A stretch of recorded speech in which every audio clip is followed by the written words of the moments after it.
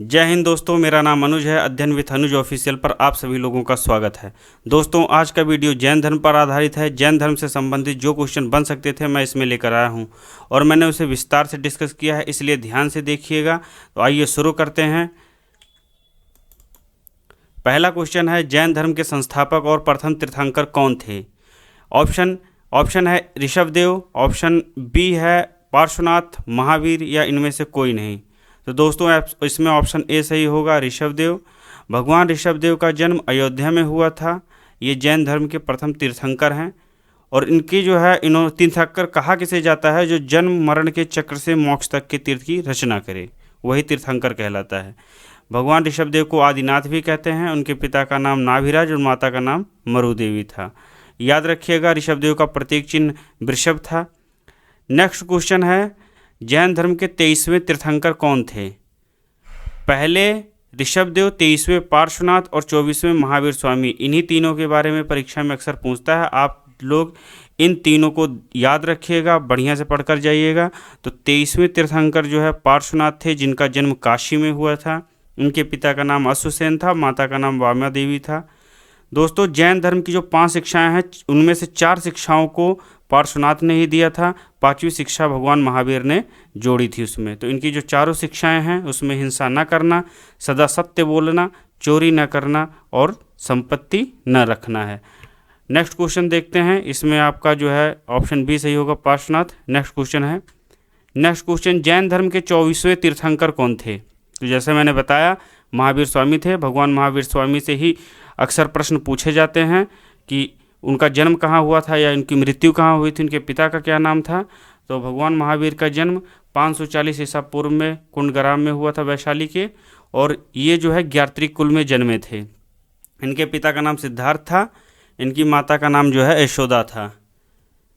बाकी बहुत सारी जानकारियाँ मैंने नीचे ऐड कर दी हैं, आप लोग इसको पढ़ लीजिएगा। हाँ, इनके द्वारा जो है जो 5 शिक्षाएँ दी गई थी, अहिंसा, सत्यवचन, अस्तेय, अपरिग्रह और ब्रह्मचर्य हैं।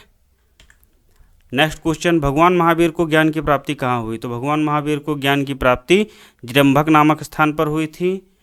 ये जो है ज्ञान प्राप्ति के लिए अपने बड़े भैया से जो है अनुमति लेकर के 30 वर्ष की आयु में जब इनके माता पिता का निधन हो गया, तब इनके भैया थे नंदिवर्धन, बड़े भाई से इन्होंने अनुमति लेकर के संन्यास धारण किया था और इन्हें जृंभक के समीप ऋजुपालिका नदी के तट पर जो है साल वृक्ष के नीचे तपस्या करते हुए ज्ञान की प्राप्ति हुई थी। भगवान महावीर ज्ञान प्राप्त करने के बाद जिन कहलाए, जिन अर्थात विजेता, अरहत कहलाए जिसका अर्थ होता है पूज्य, और निर्ग्रंथ कहलाए जिसका अर्थ होता है बंधनहीन। तो ऑप्शन बी या रहेगा इसमें, भगवान महावीर को ज्ञान की प्राप्ति जृंभक में हुई थी। पांचवा क्वेश्चन, महावीर स्वामी के प्रथम शिष्य कौन थे? तो भगवान महावीर स्वामी के प्रथम शिष्य जामिल थे। अब ये जो है भगवान महावीर के दामाद थे। इनकी बहन का नाम जो है अनुजा प्रियदर्शिनी था, उनके पति थे ये। ऑप्शन सी सही होगा, जामिल। नेक्स्ट क्वेश्चन, जैन धर्म की प्रथम जैन भिक्षुणी कौन थी? तो जैन धर्म की प्रथम जैन भिक्षुणी चंपा थी, जो राजा दधिवाहन की पुत्री थी। प्रथम जैन भिक्षुणी थी ये चंपा। ऑप्शन बी होगा इसमें, याद रखिएगा। नेक्स्ट क्वेश्चन, जैन धर्म में कितने गणधर थे? तो जैन धर्म में जो है 11 गणधर हुआ करते थे। ऑप्शन सी सही होगा इसमें। गणधर की परिभाषा होती है जो अनुत्तर ज्ञान और दर्शन आदि के धर्म को धारण करता है। और अगर देखा जाए परंपरागत ढंग से तो जो है द्वादश जो अंग हैं जैन धर्म के, उनमें वह पारंगत होना चाहिए, तभी वो गणधर कहलाएगा। इसे दूसरी भाषा में गांधर्व भी कहते हैं। ऑप्शन इसमें सी सही होगा। जैन धर्म में कितने गणधर थे? तो 11, सी। 8वां क्वेश्चन है, भगवान महावीर का कौन सा गणधर उनकी मृत्यु के बाद भी जीवित रहा? तो भगवान महावीर की मृत्यु के बाद में ऑप्शन डी, सुधर्मा आर्या जीवित रहे। आर्य सुधर्मा जो है उनकी मृत्यु के बाद, महावीर की मृत्यु के बाद थेरा या मुख्य उपदेशक बने थे। ऑप्शन डी सही होगा, आर्य सुधर्मा, या कहीं कहीं सुधर्मा स्वामी लिखकर आता है तो वो भी सही होगा। नेक्स्ट क्वेश्चन है, स्वामी महावीर के भिक्षुणी संघ की प्रधान कौन थी? तो भगवान महावीर की जो का भिक्षुणी संघ था उसकी प्रधान चंदना थी। अभी एक क्वेश्चन मैंने पीछे जो है सॉल्व कराया, उसमें प्रथम भिक्षुणी चंपा थी, लेकिन भिक्षुणी संघ की जो प्रधान थी वो चंदना थी। ऑप्शन बी सही होगा इसमें। 10वां नंबर क्वेश्चन है, जैन धर्म कितने संप्रदायों में विभाजित हो गया था? तो यह 2 संप्रदायों में विभाजित हो गया था। पहला था श्वेतांबर, दूसरा था दिगंबर।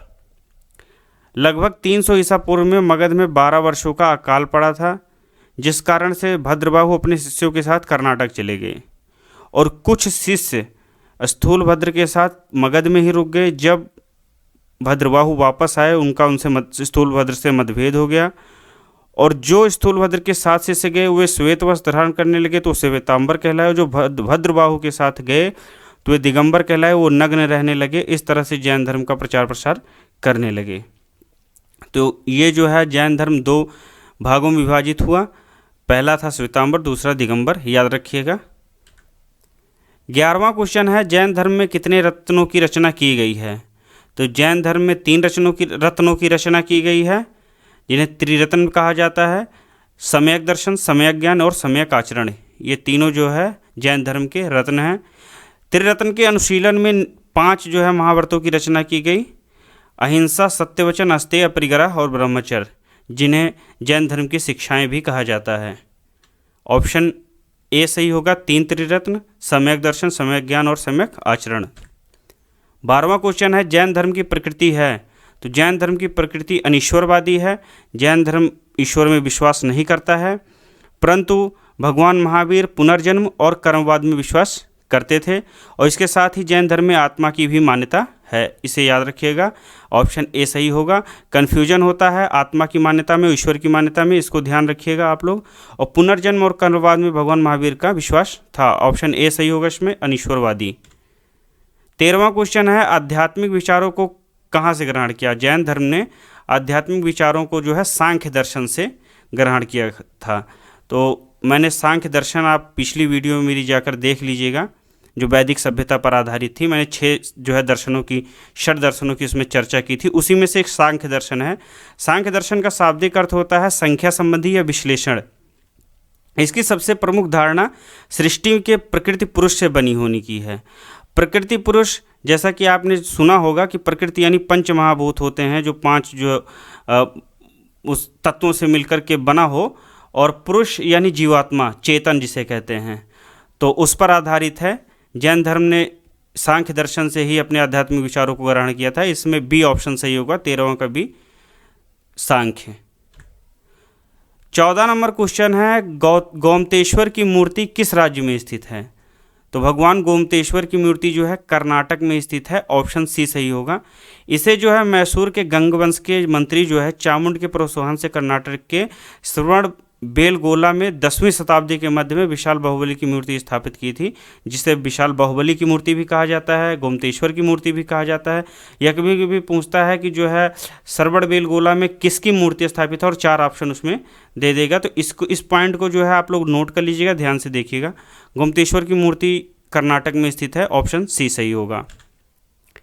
नेक्स्ट क्वेश्चन, खजुराहो के जैन मंदिरों का निर्माण किस वंश ने करवाया?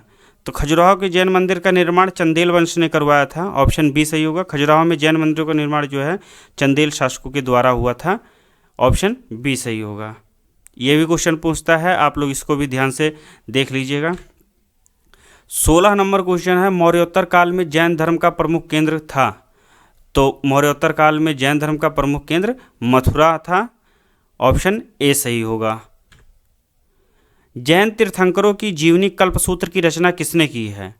तो जैन धर्म के जो तीर्थंकर हुए हैं उनकी जो रचना है, उनके जीवन रचना है, उनकी जीवनी जो लिखी गई है उसे भद्रबाहु ने लिखा है। भद्रबाहु, जैसा कि मैंने बताया था, श्वेतांबर और दिगंबर के बारे में भी पीछे, तो भद्रबाहु ने कल्पसूत्र की रचना की। इसमें विशेष तौर पर पार्श्वनाथ और महावीर स्वामी के जीवन के विषय में लिखा गया है, और महावीर स्वामी के ये निर्वाण की 150 वर्षों बाद लिखी गई है।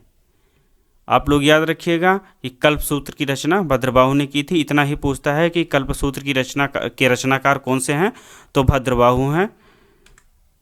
18 नंबर क्वेश्चन है, महावीर स्वामी की मृत्यु कब हुई?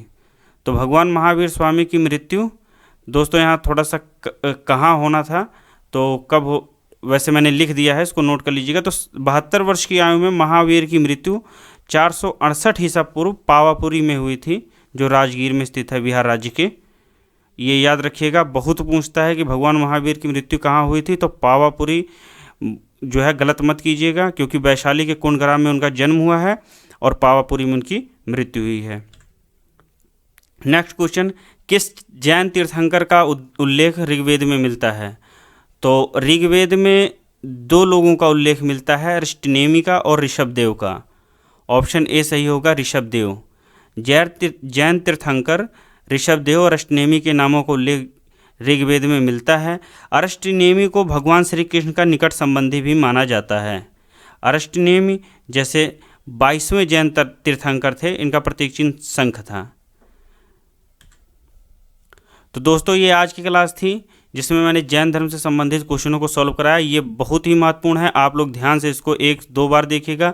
और इसी तरह जो है, जो मैंने पिछली वीडियो अपनी अपलोड की हैं, आप लोग मेरे चैनल पर जाकर के अध्ययन विथ अनुज ऑफिशियल पर जाकर के प्लेलिस्ट में देख सकते हैं। अगला वीडियो मैं वैष्णव और शैव धर्म पर लेकर आऊँगा। यदि आप नए हैं तो चैनल को सब्सक्राइब कीजिए, वीडियो को जो है लाइक, शेयर और कमेंट कीजिए। कोई सलाह हो तो कमेंट कीजिए, और जहाँ तक हो सके आप लोग इसको शेयर कीजिए। अब मैं लगातार ऐसी वीडियो बनाता रहूँगा। वीडियो देखने के लिए धन्यवाद। मिलते हैं अगले वीडियो में। जय हिंद।